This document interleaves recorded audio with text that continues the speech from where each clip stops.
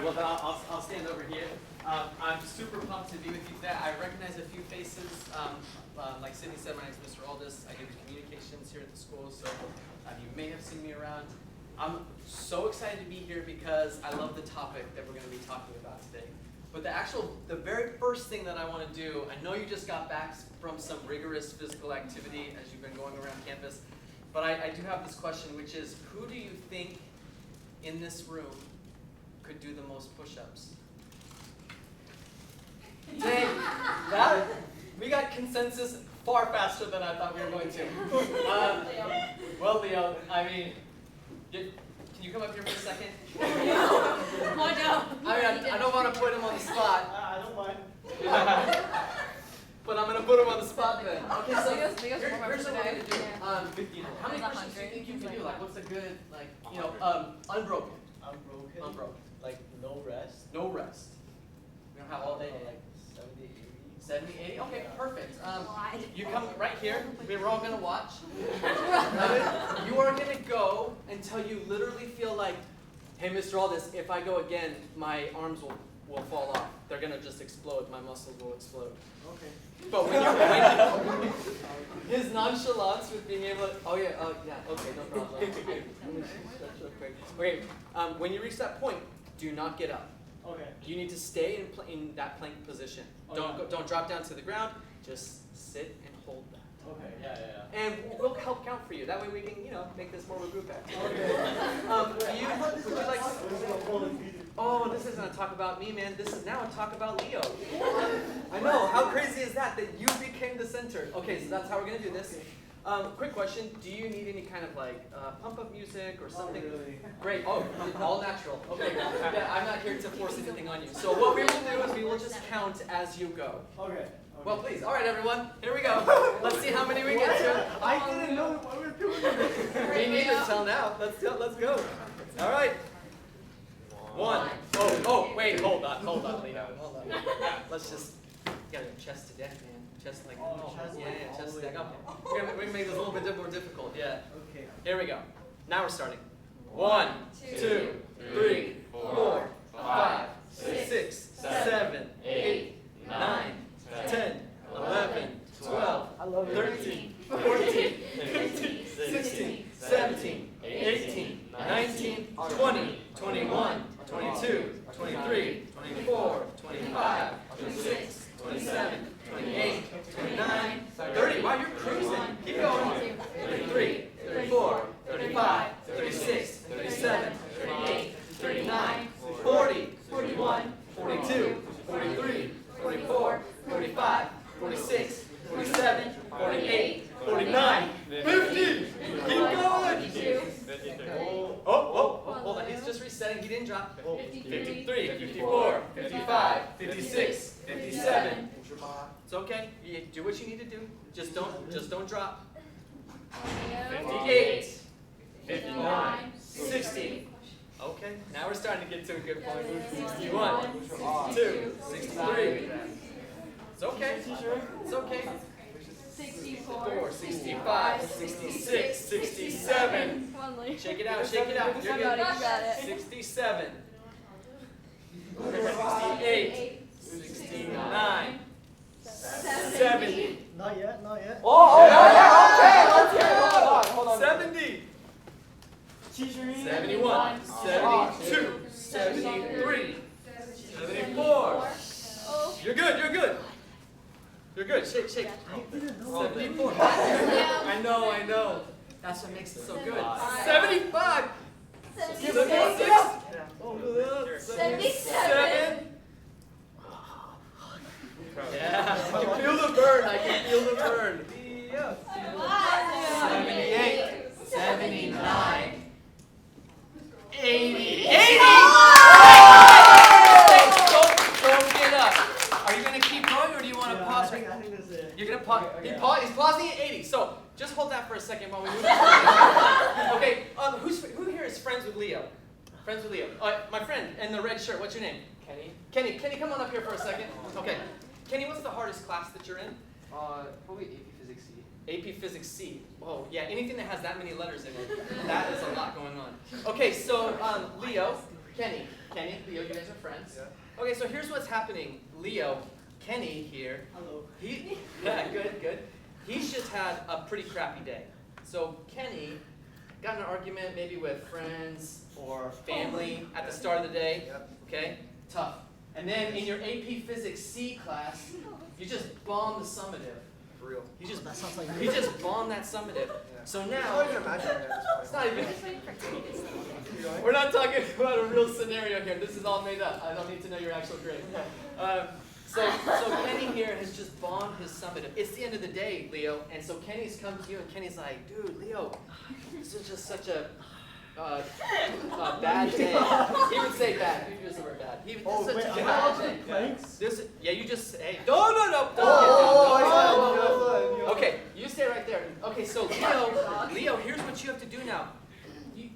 Kenny's just come to you with a terrible situation. He needs your support. Give him some advice. What can he do right now? Can I suck it up. Oh, that's even better. I love it. Yeah, get into this. Okay, Leo. So, Legs under him. Leo, I need to have a review session for physics. Oh, and You have Leo, 2 I hours need you to time now? do 5 more push-ups. Yeah. Nope. Don't get. You just have to do 5 more as you're giving Kenny some advice. Yeah, so, I need a 2-hour review session, like now. I'll do it Yeah. after I finish the Alright. where I can send you last year's report. Yeah. You know? It's like, Well, look at your brother. Coach, your brother. bro, that's me? Oh. No, I'm not. Your brother's What kind of? My arms He needs are- some more advice. Kenny needs some Yeah, more I'm advice. actually really Yeah, lost. man, He's really struggling. He's done 80 push-ups. He's had a really bad day. He needs you, Leo. Leo, he needs you. Ian Page YouTube channel. Oh, Ian Page, okay. Yeah. Oh, Ian Page. Yeah, Mr. Yeah, Page, okay. Mr. Page YouTube channel. Okay. It's gonna help you a lot. Alright. Especially for Ask him physics. about your friend situation. Oh, yeah. Yeah, you got a friend situation too. Yeah, my friend's situation. So like I was saying like Michael Jordan's the GOAT, but they're like, nah bro. Like obviously it's LeBron. I was like, I just Bro, I can't think handle it's that time kind to of change friends, disrespect. bro. Oh, it's true. Yeah, I'll bring up Garth later. Like, Yeah, I'll tell him. because like, when you have, when you're dealing, oh my god, my arms. like when you're having this event, like, I can't even speak. So I understand. It's really hard to like just talk about these things. Yeah, no, it's like when you don't agree with each other, it's like you actually have to find a common ground, bro. Like find a like, besides Michael Jordan and like LeBron, maybe even just. And we're done. All right, Leo, come on, stand up, man. Stand up. Oh, Leo,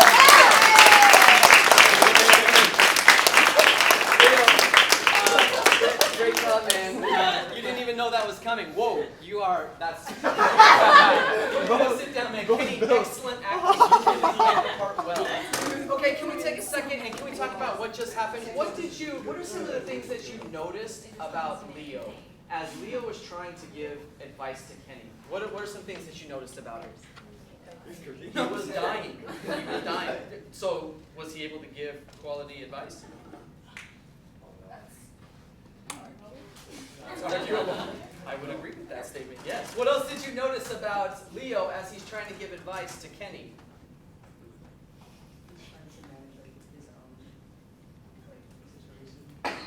He's trying to balance his own physical situation at that point while he's trying to give advice, right? So he's trying to multitask. All right. Anything else? Did it seem like Leo didn't want to help? Was it like, dude, Kenny, get out of here. I don't even want to help you right Well, now. he referred me to Mr. Page instead of his office physics minister. Well, we'll have to see. Okay, so it seemed like he was at least trying, even if he was just giving you some other references to go to. Did it seem like Kenny received what he needed in the moment? The type of attention that he needed and deserved? No. Okay. And why did Kenny not get what Kenny needed at that point in time? Leo was dealing Oh, Leo is tired. Leo was tired. So it wasn't that that Leo didn't know what to do, right? Or that he didn't want to do what was right? It was simply that Kenny ran out of energy. He ran out of the ability to actually do it. Okay, so here's what I want to talk about. Sometimes what we do is we get wrapped up in this idea of, oh, if I just tried harder. Could Leo have just tried harder? Could we have just said, Leo, just try harder? No. Dude, you should have just tried harder. Sometimes we get caught in this trap as well, where we're like, just try harder, man. Like, if you just tried, you would be able to do all these things. Okay, so what we're going to talk about today is this trap that we fall into sometimes. Okay, and so here's what I'd like to do. I'm going to talk a little bit about this advantage of energy that you have, all right? So many times we get caught up in this idea of time management. How many of you have had an advisory lesson on time management? Oh, I see Miss Green. Yes. Okay. You've had time management. How many of you have talked about energy management before? Okay. Oh, okay, we got one. Okay, so here's what I love about this topic, because that we spend so much time on time management, and it's like, okay, get your calendar right. If you just put your calendar together, you can do it all. It will all fit into one box. And actually, you and I have the same 24 hours, right? But our 24 hours get spent differently. So think about this. In the 24 hours that we have right now, you all have a tremendous advantage on me. You are 20 to 25 years younger than me, okay? Which means that your energy, you likely start the day with more energy than me, and it likely takes you less energy to do some of the things throughout the day than it takes me. And you likely recover more quickly than I recover, right? So you have this incredible advantage of youth. Now, on the old person's side, my side, at 20 to 25 years later, I've done some of the things that you're talking about or that you're doing. I've done those before. So my advantage is that it might take me less energy to do some of those things because I now know a few shortcuts. I might have some efficiencies or some previous experience that allows me to do it more quickly. Okay? These advantages exist between peers as well. How many of you have younger siblings? A younger brother or younger sister or anyone? Yeah? Okay, so you might be in a situation where a younger sibling keeps you up through the night. So you start the day at the same time as your peers, maybe. Maybe you guys all get up at 6 or 7 o'clock, whatever that is. But you've just been awake half the night because your siblings kept you up, or whatever that looks like. How many of you have older siblings? Oh, a lot. Okay, now older siblings, those of you with older siblings, you may be in a position where your older siblings have given you some tips or tricks on how to handle high school. And so you might be operating and be able to jump into some of these events or some of these classes, and you have a slight advantage. It takes you less energy. You spend less energy even worrying about high school in general because you have someone who's gone before who you know, right? Think of someone who is coming here for the very first time, who has no experience at SAS, and they see what happens here at SAS. They see the incredible excellence that is here and a lot of the rigor. For someone like that, a place like this could require a significant amount of energy at the beginning, right? And so while we might have the same 24-hour block, we do not have the same 24 hours worth of energy because we're all coming from different places. Now, the reason that I think that that's so important to say is that you likely have seen all kinds of advisory lessons and external studies and books and everything else that's like, okay, well, if you just got 8 hours of sleep, man, you would be so much better off. Oh, if, these 100,000 people said that they start their day with a green smoothie, and because they started with the green smoothie, their day is so much better than your day. My point here is this: you will only know what works for you through experience. And I cannot sit here and judge you for your schedule and say, oh, well, bro, if you just drank that protein shake at the start of the day, you'd be like me. Because that's not actually the case. We're going to be in different situations even if we both drink the same protein shake. And it's important to do that because you need to recognize and give yourself the grace to learn what you need, okay? And you need to give yourself the opportunity to experiment with what you need. I love personal experiments. I started a personal experiment about 5 years ago. So I've been here now at SAS for, it's my 8th year. About 5 years ago, I had a friend here who taught in 3rd grade. Maybe somebody, no, I don't know if anybody here would have had. Mr. Gary Gray, he was here. And Gary and I used to walk in together. And we would test out times for waking up. So when we first started walking in, we were walking in at 5. We were like, yeah, look at us.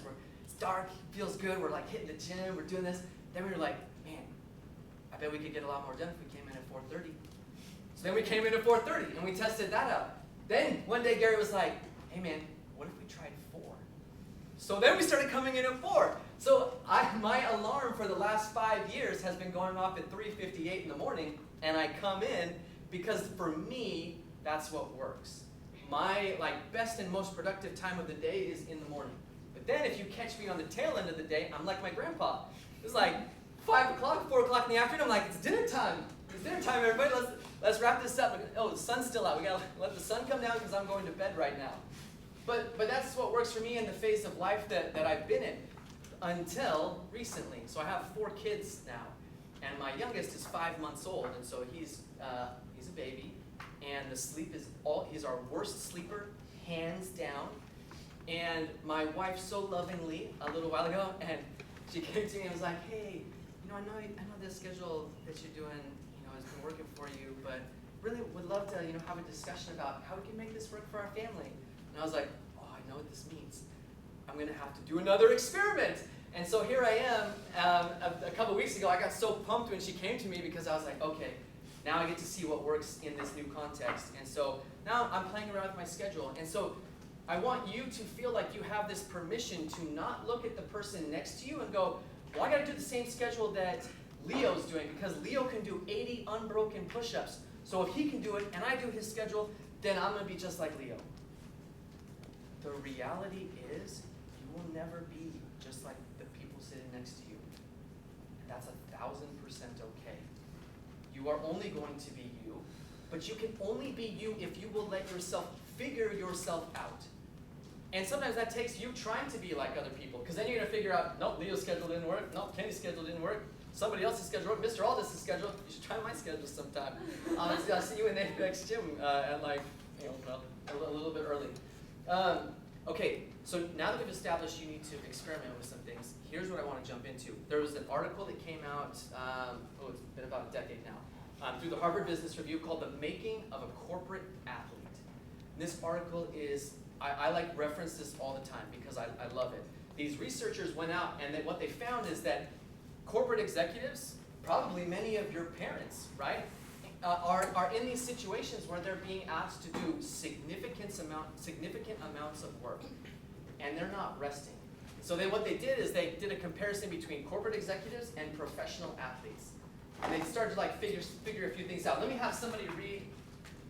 Can I have you read something for me? Okay. You can stand up nice and loud. You're gonna read this one right here, because this one talks a little bit about that difference between professional athlete and kind of corporate executive. The whole paragraph there. Yeah. Thank you. The average professional athlete, for example, spends most of his time practicing and only a small percentage, several hours a day at most, actually competing. The typical executive, by contrast, devotes almost no time to training and must perform on demand 10, 12, 14 hours a day or more. Athletes enjoy several months of off-season, while most executives are fortunate to get 3 or 4 weeks of vacation a year. The career of the average professional athlete spends 7 years. The average executive can expect to work 40 to 50 years. Awesome, thank you. Okay, so you have a very stark difference between professional athletes who we all revere and admire many times. We're like, yeah, Kobe Bryant, like this guy, and LeBron James. You know how much money LeBron James spends on his body every year to keep it in pristine peak condition? The last article I saw was $1.5 million to keep his body running, right? Now, I'm not saying that's how much money you need to spend on your body with cryotherapy and all that kind of stuff, but what we need to do is, and this article talks a lot about this, is this idea of taking a page out of a professional athlete's book and saying, what do I need to do to recover and be able to bring my body back to this position of strength? And so there's actually let me have you, here we are. I'm gonna have someone else read this one. Can I have you read something for me? Okay, come on, stand up. Because this is about actually how athletes treat their bodies differently than the rest of us do. Please. Okay. In the living laboratory of sports, we learn that the real enemy of high performance is not stress, which, paradoxical as it may seem, is actually the stimulus for growth. Rather, the problem is the absence of disciplined intermittent recovery. Chronic stress without recovery depletes energy reserves, leads to burnout and breakdown, and ultimately undermines performance. Ooh, yeah, I love that quote. I love this one. Okay, because look, the problem here isn't the stress. Think of your lives for a minute. I bet if I caught you on a certain day and I was like, hey, what's up? You'd be like, you either say this, I'm so busy, or I'm so stressed. Maybe you felt that way at some point in time. And what the researchers here say, look, athletes go through this all the time. It's not actually how much stress you go through that's the problem. What athletes do to manage that high, intense stress is they make sure to build in disciplined, intermittent recovery, okay? And the key there is this, it's not simply just sleep, right? Because we could just say that's the cure to everything. So at your table, very quickly, spend like 2 minutes, and I want you to discuss this question. If you had to do something that you felt like, oh, this is something that brings me energy, this is something that makes me feel like I can recover, what is one of those activities that brings you energy? Okay, you have like a minute and a half. Go. Listening to music. Watch baseball. Watching baseball. College football's bad. Yeah, I know my dad. Do you eat?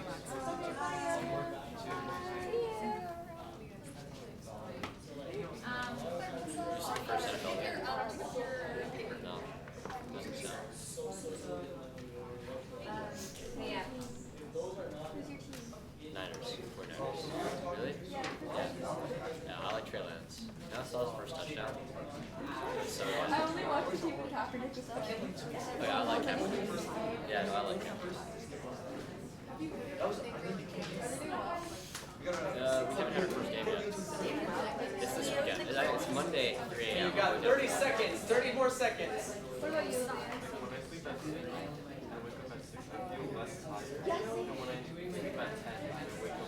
Do you have a bunch of siblings?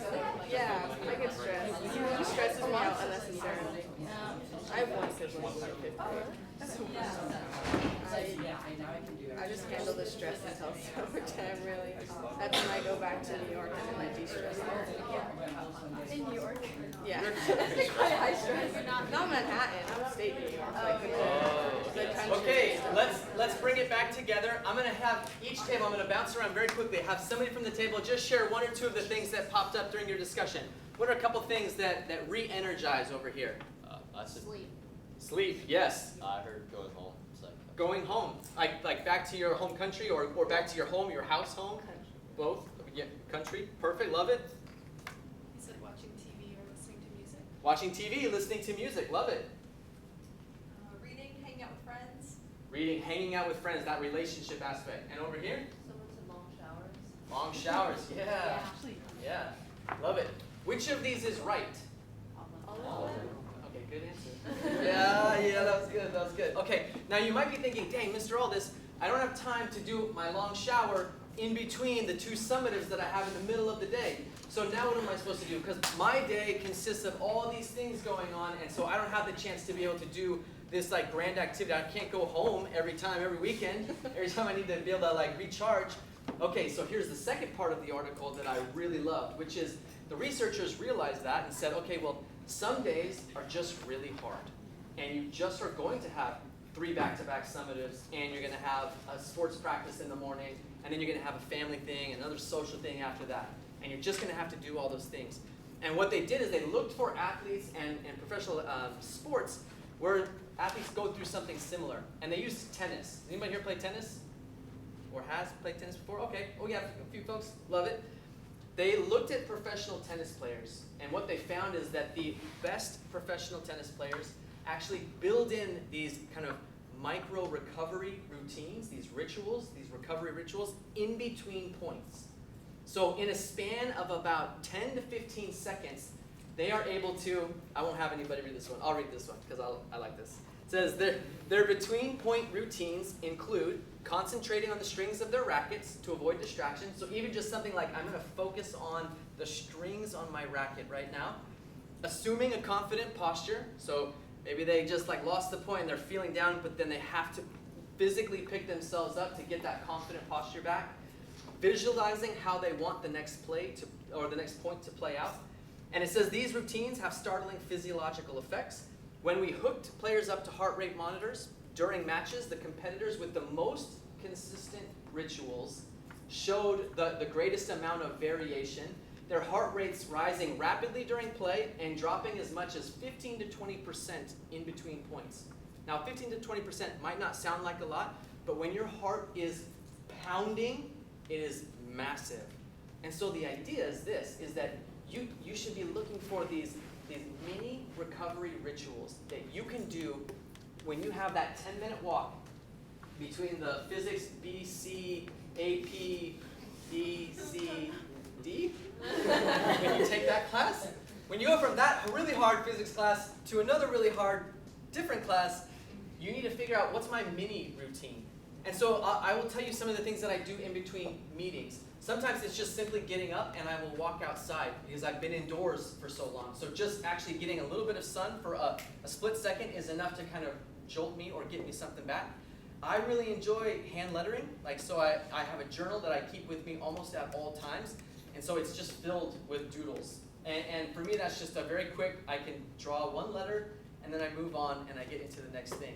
Now, back at your tables, I want you to brainstorm what would be a mini recovery ritual that you could build into your day that you would test out to kind of get yourself back where you need to be in between very stressful situations. Okay, go. You have like 90 seconds. I think he was saying about in between classes. I think my B day is just cramming full back classes. So I feel like walking between classes trying to slow down. I don't know. I was just thinking about like trying to meet up with somebody in the hallway who calms me down a bit. Like Maybe the opposite too, like, because sometimes in the hallways it feels like everyone's like coming in and like you have friends talking to them. So like just taking some time to yourself. Probably like, you know, like the staircases or something. Just stand there for like 5 minutes and then go watch a kid. Oh yeah, like my mom.